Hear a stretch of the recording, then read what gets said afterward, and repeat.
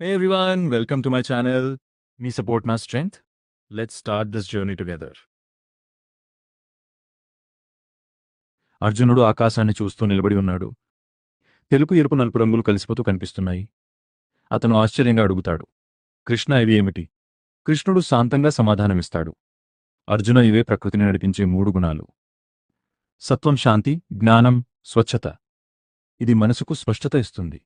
రజసం కోరిక, చర్య, ఆతురత. ఇది మనల్ని ఎప్పుడూ కదిలిస్తూ ఉంటుంది. తమసం అజ్ఞానం, అలసత్వం, చీకటి. ఇది మనల్ని కిందికి లాగుతుంది. ప్రతి మనిషిలో ఇవన్నీ ఉంటాయి అర్జున. కాని ఏది ఎక్కువగా ఉందో అదే నీ జీవితం నిర్ణయిస్తుంది. అర్జునుడు ఆలోచనలో పడిపోతాడు. తనలో ఏ గుణం బలంగా ఉందో గ్రహించడానికి ప్రయత్నిస్తాడు.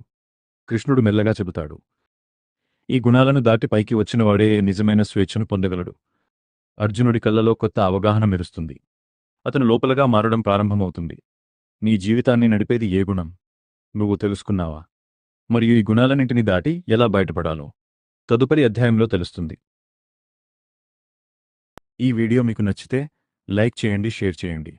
మా ఛానల్ను సబ్స్క్రైబ్ చేయండి. చూసినందుకు ధన్యవాదాలు.